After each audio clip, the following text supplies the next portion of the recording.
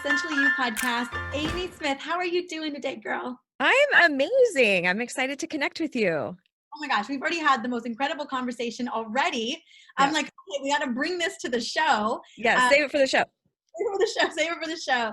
We are talking about people pleasing, and we are talking about how to kick it to the curb, to Yes. own our boundaries, to just say no to stuff that isn't serving us, and to really jump into that self-love, self-forgiveness, self-confidence, all the things that we as women want. Sometimes we just don't know how to activate them, maybe because of family, because of work, because of inner mindset beliefs that we're holding on to. And Sure. this is your area of expertise. So I'm so happy to have you here. Yay! We're gonna have a blast. We're gonna have a blast. All right. Well, I would love for you to just have my audience get to know you a little bit better. I've already fallen in love with you. Talk a little bit about your story and what brought you to do, because girl, this is some powerful work. Yeah. I just want to commend you on bringing this Oh, to the thanks. world. Thank you. My story I think is not dissimilar to yours, where there's something that you struggle with, something that you're contending with, and I need to find this solution, and then it ends up becoming kind of your message. And for me, just a bit of context, I grew up in a very, very conservative, born again Christian family, and I am not that. I certainly respect all different religious faiths, but I tend more towards intuitive healing and more of a spiritual practice. So growing up, I was always kind of contending with this intuition that I had that was in direct opposition to sort of the dogma and doctrine that I was raised with. And it all kind of really boiled and came to a head probably in about '07. In the mid 2000s, I had started going to coaching school and getting involved more in sort of the metaphysical world, and The Secret had come out and everything was a law of attraction and all of those things. And I was really trying to find my footing sort of in that field. And I realized that there was a lot of opposition that I still had with my family of origin. So it kind of came to a head when my father passed away in '07. And another sort of bit of context is that I grew up where I was the oldest. I had two younger brothers, two younger siblings who had very tumultuous paths, did jail time, had trouble with the law, that kind of stuff. And I was the one who, was started working when I was 14 and put myself through college, got married young, moved out, and very entrepreneurial spirit. So I felt like I was kind of winning at daughter, not to mention that at his service, I spoke to the crowd of hundreds, and I also did his makeup for his viewing. So my background was in makeup artistry. So I felt very convicted that I was going to do his makeup. So yes, you are hearing that correctly, that I did makeup on my father's corpse. So I feel that I, was very much winning at daughter that day. And we get back home to my mom's house, and she finds it the most opportune time to tell me that she feels that my father and her had failed as parents because myself and my two younger brothers were not, quote, walking with the Lord. We weren't following the path that she had wanted for us. And there was really only one path in her perspective. And the only thing that I could really kind of muster in that moment was to say, you probably shouldn't say that to a child. And she kind of said, well, that's just how I feel. And I realized in that moment that speaking up for yourself and really taking a stand for who you are in this world is not always an ultimatum such as that. It's not always that stark. I realize that if push comes to shove and I have to choose between you, making you happy and making me happy, I'm going to choose me, because trying to make everybody else happy is, first of all, a fallacy. It's not possible. And it doesn't lead to any sort of fulfillment, really. And I oftentimes will say that, putting everybody ahead of yourself consistently is poison disguised as nobility. We think that we are being valiant. We think that we are being so noble. And really what we're doing is we're being liars. We're being inauthentic. And so that really kind of began the process of working in personal development in a way where I could teach people how to find their voice and then actually use it. Because that's the other thing. We see a lot in personal development, these great ideas, of like, just love yourself or just be confident. And we're like, oh, great, I'm going to get right on that. How? Or how do I establish a boundary? What does that actually mean? When I'm pregnant and somebody rubs my belly without asking, what do I say in those situations? Or when my mother-in-law is overbearing about what I should or should not be eating, how do I have those really tough conversations? What are the words? What's the vernacular? So that scenario, I really believe, was quite the impetus behind the work that I do now. And it's such a defining moment for you, right? After hearing that from your mom on such a hard day for everyone in the family, and to be able to kind of take your stance in that, I just want to commend you, and so grateful that opened the door for the work that you were doing today. Now, I know Absolutely. that you've dug so deep. Yeah, absolutely. You've dug so deep into this, and I know people sometimes we don't even see it. Yeah. But why do you think people are stuck in that constant cycling of people pleasing? And is it all people? I know for me, this is a women's hormone podcast. Do you find it more with women than with men? Speak to me on that as well. I do think that it's disproportionate to women. And I think a lot of that is from social programming, that it is, in days of old, and thank God it's starting to change, but it hasn't changed enough in my opinion. But it was about how pretty you looked and how much dowry you could get. And it was really about your utility, who you were as a woman. It wasn't You about, were chattel. yeah, exactly. So I do think there's also sort of this really interesting perspective around being in the masculine, or needing to behave in a very specific way and lose softness or lose those elements of yourself if you want to get anything done. And I feel very strongly that we can have both strength and softness in everything we do, even in conversation. But to your original question, we're wired this way. I mean, even if we look at Maslow's hierarchy of needs, one of our primary needs is a sense of belonging. And if we go back to our ancestors, if you did not belong to a tribe or a group, a body of people, that meant impending death. And so now, as we've evolved as a species, even though, if your mother-in-law doesn't approve of you, it doesn't actually mean you're going to die, but we still, on a very subconscious level, have that feeling of, I am in danger if people don't love and accept me. And the other thing I think is just that we've been programmed with all sorts of idioms like, don't rock the boat, sweep it under the rug, don't open up a can of worms. We have all of these ways to say, don't express what you feel or what you think, because God forbid somebody else doesn't agree with you or has to be responsible for their own emotions. Like, if they are hurt by that or upset by that, that we must caretake for that. We must make sure that everybody is okay. And I think that's the biggest fallacy that we have to contend with as women, because we're kind of told that we need to take care of everybody, that we need to, oh gosh, you could never say that to her. That would destroy her. You could never tell your husband what you really need in bed. That would just kill him and his whatever it is. So yeah, I think there's a lot of messaging and stuff we have to contend with. Hmm. I agree. Absolutely. Cultural norms. One of the reasons why I had burned out was because I was brought up, I grew up in a Mexican family, and family was always first. It was Catholic Mexican family, and women in particular always put themselves, we were always last. And my grandmother, the way that she treated my mom versus the way that she treated her boys were very, very different, very Right. polarizing. And as women, we were always told that you've got to put family first. And if you ever put yourself first, it was a very selfish act. Right. And just operating in that capacity without any boundaries, you just find yourself kind of burning out into the ground. For some people, definitely for me.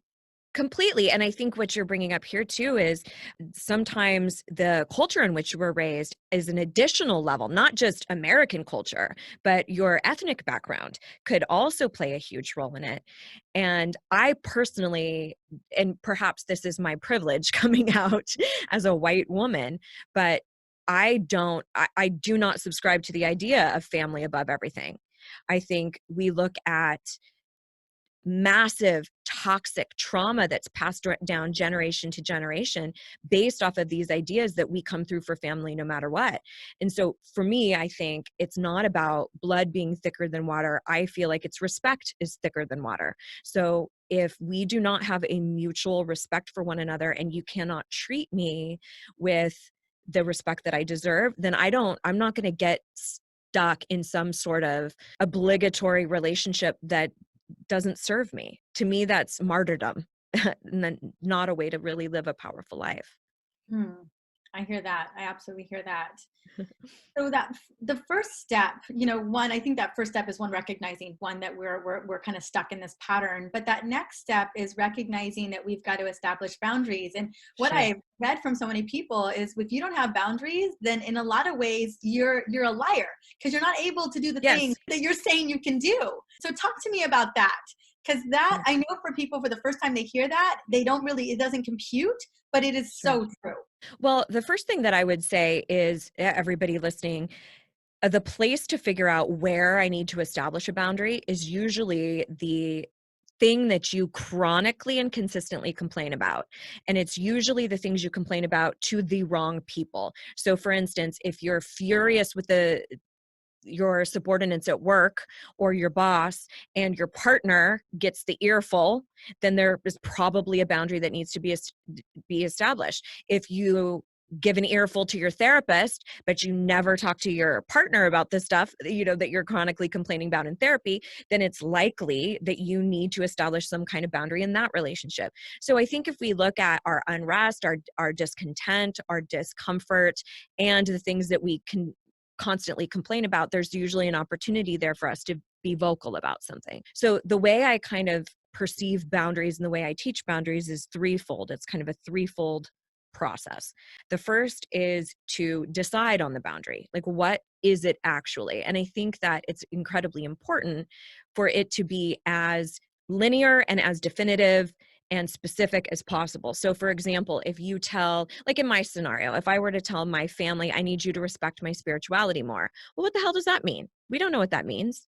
So, but if I said, it would really mean a lot to me, and this is a boundary that I have established, you will be the absolute first person to know.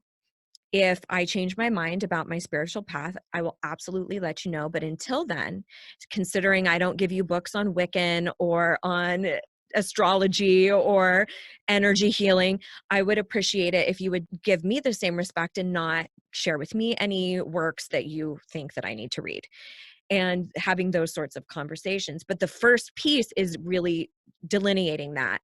Or maybe it's something like for your children, and every time they go to your in-laws house, they want to feed them stuff that like a bunch of sugar or high fructose corn syrup or stuff that you don't want them to consume. I know you looked like appalled. You're like, oh my God. But these are the real boundaries that people contend with, especially when they are making a really powerful choice for their health. And especially when you have a cultural thread that goes, no, we eat like this, right? So being very, very clear, please only feed my children the food that I send with them, nothing else, right? Being extremely clear, not something like, I need you to respect my food choices more. That's ambiguous, it's vague, and there's a lot of wiggle room. Like, oh, sure, I respect it. So deciding is the first piece. Delivering it is the second piece, which is actually how you convey the message. So much of what I do is teaching the actual semantics and the wording of how do I establish that boundary? How do I actually say, hey, mother-in-law, thanks so much for all of the baby support that you give us. Please know that this is not coming from a place of trying to control things or be overbearing. This is genuinely coming from a place of caretaking for my children. It would mean the world to me if you would fill in the blank. And then the final phase, and that's a very, very short Cliff's Notes version. I typically spend, weeks on that with people. But then the final piece, which I think can almost be the hardest, is enforcement, is actually enforcing the boundary. Because I'll tell you what, if you've lived. It's one thing to say, like, getting really crystal clear on it and saying, okay, these are the foods that I approve for my child. Please don't feed them anything else more than that. And you just hope that that's the end of the conversation. Right. You don't Yes. we all just like, oh, are we good? You're not going to do it, right? Well, and a lot of times the other person is like, does she mean it? Does she really mean it? Let's go ahead and test those boundaries, especially if it's been decades of the other way around. Like if you've always been in California, we would call it, the totally girl. instead of the yes man, right? Instead of, oh yes, yeah, whatever. Oh, totally. I'm happy to do that for you, whatever you need. And if you've behaved that way for years and years and decades, and then you all of a sudden have a new way that you're operating and you're presenting this, no matter how kind and compassionate you are, that's also a change for the people on the receiving end. It's not your responsibility, but it's also something to just be aware of. So the enforcement oftentimes is saying, hey, remember that conversation? I was actually serious about that, and just saying, I'm sure you don't mean to be disrespectful, and I really want to understand your perspective as well. I just want you to know that I really meant that, and that that's something that's really serious to us. And then internally, you get to sort of have your own compass of how many times am I going to reiterate this boundary before I draw a line in the sand and have a consequence. It usually doesn't have to come to ultimatum status right away. So there it is, nutshell. 3 easy steps to establishing a boundary. I'm sure you could just go get on it right now. And start working through them all. I love that. And I think you're absolutely right. So often we have this kind of nebulous boundary that we put out there without any context or any specific action as to how people can implement it with us. And then, yeah, the thing that nobody wants to go back and do. And is it the reason why we don't want to go back and enforce this is because it is so uncomfortable? Because can we talk about how uncomfortable? Yes. The elephant in the room is discomfort, right? Absolutely. I'm sure women are hearing this right now who mother-in-laws absolutely fed their kids McDonald's and Starbucks and who knows what, and really didn't like it, especially if the child was struggling in school and had, struggled with insulin levels, or maybe they were putting on excess weight and they knew that it was from the mother-in-law or the grandma or whoever it was, right? How uncomfortable having this conversation could be making people right now, just thinking about it, right? Absolutely. So here's what I want you to hear about that. Yes. And I cannot agree with you more. Like when people say to me, oh, I just hate confrontation. I'm like, who the hell loves confrontation? Nobody's like, I can't wait. Sign me up for all these uncomfortable conversations. Right? Woo-hoo! I'm ready to get in it. I'm sure there's a rare few out there, but yes, it's pretty rare. For the most, you don't hear people ever say, I actually really like confrontation. Like, I love having these tough, awkward ass conversations. No, we don't. So the thing that I want you to understand about why this is so imperative and so incredibly important is that if you are consistently silencing yourself over and over again, you are sending a subconscious message to yourself that everyone else's wants, opinions, and needs are more important than your own. And that is a self-worth issue, my friends. That's an enoughness. So if you at all struggle with this idea of I'm not good enough, I'm not smart enough, I'm not healthy enough, I'm not thin enough, I'm not competent, achieved enough, then there is a self-worth issue at play here. There's something about I am not innately good enough. And if we are constantly engaging with other people in our world where we are making them more important to us, that or more important than us rather, then we're continuing to condition that notion. So it becomes like, no wonder we self-sabotage. No wonder we do things to not put ourselves first. No wonder it's so challenging to get people to actually engage in self-care, because we are constantly nurturing this idea that everybody else matters. So more than us, I should say. So keep that in mind, that we are not doing this just for the hell of it. We are doing this to say, my wants, opinions, and needs matter and deserve to be fought for. And the other huge thing that we buy into is this idea that if I speak up for myself, then I am purposely inflicting pain on someone. I'm being malicious. I'm ill-intended. Or that I can only achieve love, or I'm only worthy if people approve of me, if they agree with me. And both of those two things are total fallacies. So we don't have to also get involved in huge, tough conversations. You and I were talking before we started about just sharing with family when you make a different dietary or lifestyle choice, and how some family doesn't really love hearing about that. And oftentimes we think, okay, if I take a stand, I've got to be snarky and I've got to be kind of rah. You don't have to get into it at all. you can actually say, oh, that's actually a decision that I've made for myself. I recognize that you don't abide by that, and that's completely fine, but it's not something that's up for discussion. Like, you don't have to talk all about macronutrients and, get all involved in it if you don't want to talk about it, So you don't have to necessarily defend yourself around it or reason around it. It can just be what it is. Absolutely. Absolutely. I'll give you an example kind of from my own life. There was a situation where I was doing some community theater, and there was a guy who I was working with, and he showed me a meme on his phone that was very disparaging, making fun of a mentally and physically disabled child. And in my opinion, that's not comedy. That's not funny. And I operate under this idea that I will not allow my silence to make me a liar. So I'm not going to be silent about something like that and just kind of laugh it off, which is the easy way. That would be the easy thing to do, like, ha ha ha, and like walk away. But that would make me complicit. That would make it appear that I'm okay with that. And that's my integrity. I'm not willing to let that go down. But I'm also not interested in getting in a big old conversation about it. So I said, I don't actually find that very funny. I would, you do you, but I would appreciate it if you just didn't share that with me that kind of stuff with me in the future. All right, see you in the green room or whatever, and just change the subject. I'm not going to get into it, but I am going to be very clear that I don't subscribe to that. I like that. I think that we don't think that we can do it in a way that is just quick, easy, real clear. Hey, moving forward, I'm not really interested in that type of content. I'm really good.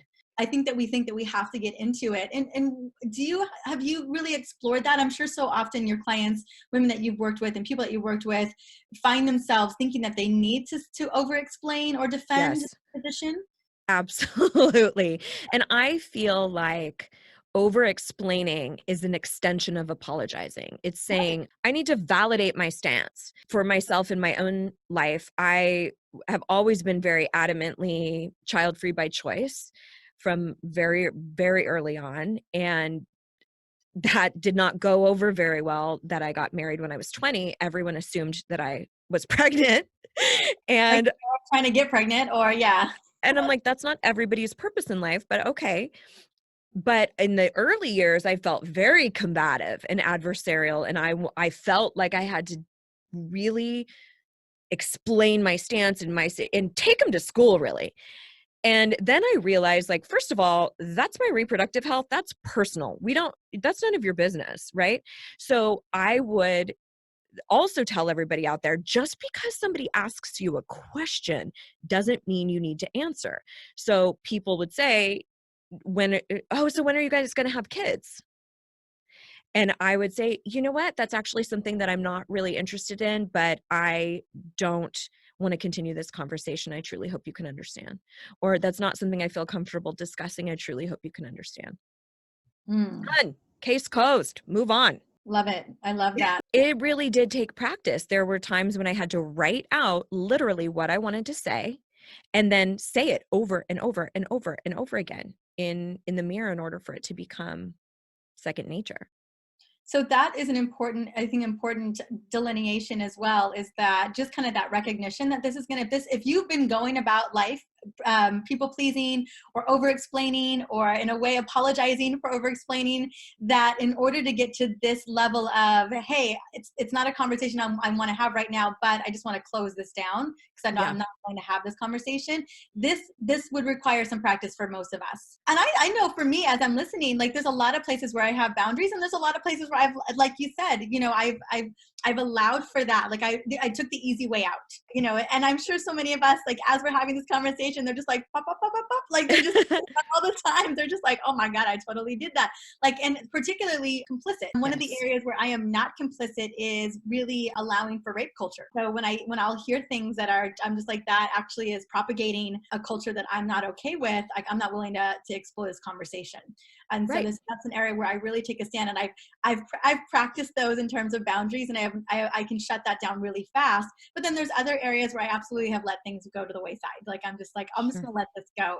And so practice is really the key here, because I know so many women are like, I don't even know, how would I even I don't know anything about this. Like, how do I get started?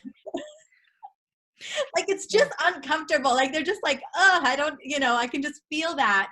And Mhm. I'm sure so often when you're working with women, that's that first feeling like I'm uncomfortable, I'm unhappy, but it feels so yuck to even start to think about having those boundaries. Well, I'm so glad you brought that up because so much of this is around emotional intelligence. And you think about anytime you watch somebody on television, let's say being interviewed, and they start to tear up and get emotional. What is the first thing that they do? They say, I'm sorry. I'm Mhm. sorry for you having to see me being human. How many people listening go, I hate crying in front of people? Why? Because we say there's no option for you to be anything other than strong or happy, or like we don't allow for emotional intelligence. Oftentimes we'll ascribe certain monikers to how we're feeling that are completely wrong. One of the biggest ones is guilt. I feel guilty. Guilty as if you've done something wrong according to you, not according to mom, not according to your boss, according to you. But we say constantly, I feel bad. I could never say that. Oh my gosh, I feel so guilty. I feel so, have you done something wrong? No, not at all. You really only need to experience guilt if you actually have done something unbefitting of you. So one thing I would encourage you to do is call out the emotion.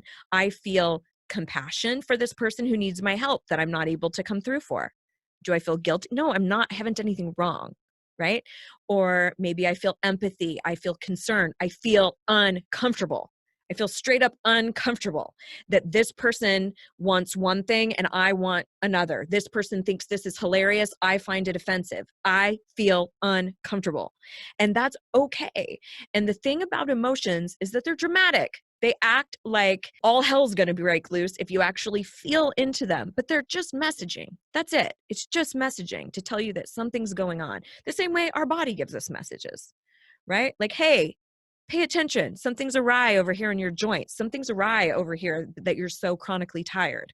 We need you to pay attention. We're sending in these messages. It's exactly what emotions are. That gives me so much more clarity as well. Just kind of feeling those out and just letting them come into play and owning them, even if Right. it's for that moment. As we're having this conversation, no feelings of uncomfortability are happening for people listening, and I just love that because it Yeah. really opens the door for what's possible. I know that you have a tool because I know that some people are thinking, oh, I couldn't do this or this, I don't have what it takes to do this. Like there's that worthiness piece of there. How do we even begin to silence that inner critic, the inner person inside that's like not allowing us to step forward in this way and really own the self-confidence, really own our boundaries, really own what's okay with us? Yeah, that's a great question. Well, I think the first piece is to understand that our inner critic is actually a piece of our primitive wiring and that it's always fighting for homeostasis. It wants you to stay the same. And what that means is if you know, even though it's uncomfortable, even if you know how to people please, how to be a perfectionist, how to have a death grip on control, how to, talk crap to yourself all the time, even though those things come with pain, they're familiar. They are hardwired in your neural pathways. So your inner critic goes, we know that. That's a known. We should stay with what is known. I don't know empowerment. I don't know what it's like to speak up. That seems wildly unsafe. Better send in all of this messaging. So, understanding first off that your inner critic is genuinely just trying to keep you safe. It's just not doing the best job. And it's based off of faulty notions about what is really causing danger and what isn't. So, the first item of business is to do an inventory of what your inner critic is saying and when. When is the triggers, right? Is it always around parenting? Is it always around food choices? Is it always around medical related things, ailments? Is it around competence and intellect? Most of us have it in a myriad of categories, but really noticing, do I have an inner chatter that starts happening every time I drop my kid off at the carpool line or whatever it is? I don't know because I have no kids, but or is it every time Not dropping your child off at the carpool line, somebody else is doing it. right? And and there's an inner critic. Yeah. Completely. Maybe it's every time you go to a work function. Maybe it's every time you have to deliver a speech. Maybe it's every time you're engaged with anything related to your body, looking in the mirror. So when that inner voice goes off, and then what that inner voice is actually saying. And the other thing to know about this, speaking of emotional intelligence, is we receive information about ourselves in a multitude of ways. The two most common are literal, like you actually hear the words in your head of that's not possible for you, or you're going to mess this up, or you don't deserve happiness. You hear the words. And then for other people, you will receive it in an emotional feeling, like a gut punch. The example I often give is if you're scrolling through Instagram or scrolling through Facebook and you maybe see somebody you went to high school with and they're doing incredibly well. And you have sort of this pang or this gut feeling in your solar plexus that kind of go, ugh. And there's not literal words, but if you actually look at what's behind that emotion, there's an emotion of you're not good enough or you could never have that. So you have to access the information however you get it, whether it's literal or emotional. And then a lot of people have both, right? Like that's me. I hear it sometimes very literally, and then sometimes it's more of an emotion. So you have to excavate behind it and going, what is this actually telling me? What did I just make up in my head when I felt that feeling? And we have to figure out what that is before we can substitute it. So the, law of substitution, we can't just remove our thoughts. We have to start substituting them with something more powerful. And something that I suggest for people, if you're just getting started in this, is to simply say something to yourself like, wow, that wasn't helpful, or that sure was not empowering, or I'm not going to go down that thought process. Or one of my favorites from T. Harv Eker is cancel, thank you for sharing, and just kind of canceling that vortex of thought.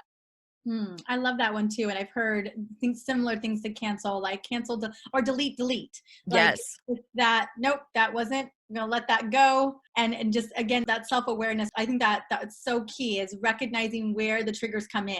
Because again, it's that pattern. It's all that neuroplasticity. Our bodies are wired to go back into that over and over and over again. Because for some reason, like you said, we think it's a safety mechanism when it's not. Well, the body thinks it's a safety mechanism. Yeah, that's exactly right. And it's very simple that our subconscious mind knows knowns and unknowns.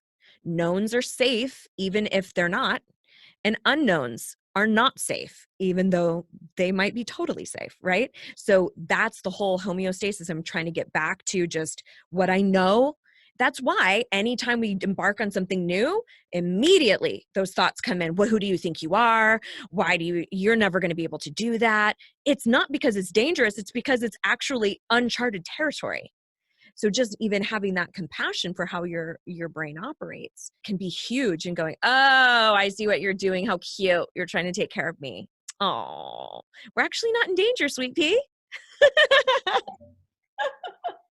I love that. I love that.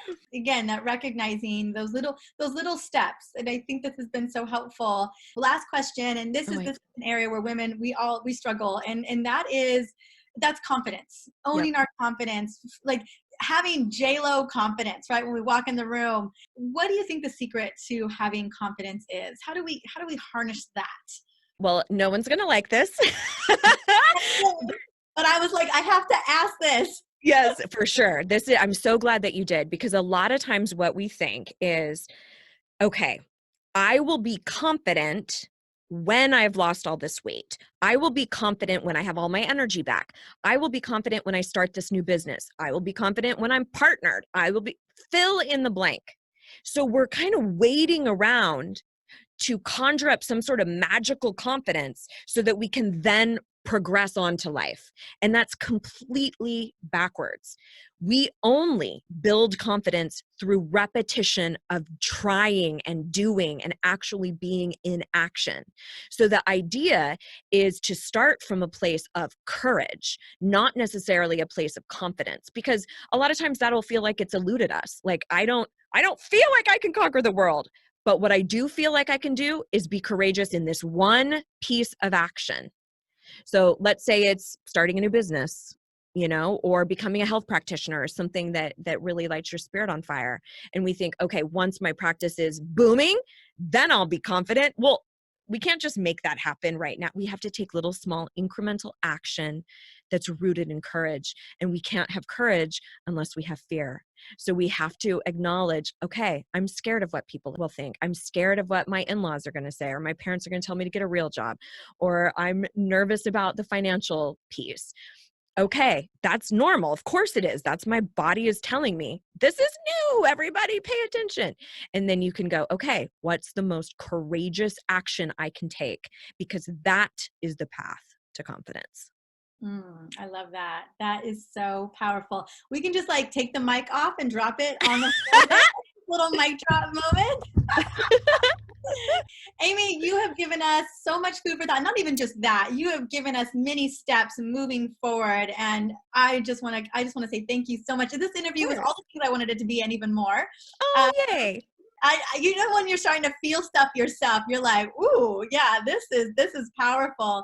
Where can we get to know you? Where can we tap into you? Yeah. My little corner of the internet is over at thejoyjunkie.com. Junkie is Junkie.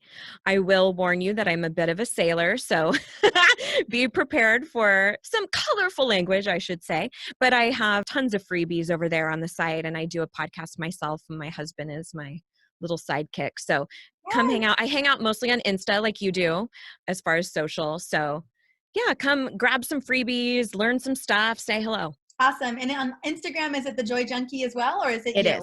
Okay, yep. Awesome. Perfect. So we know where to plug in.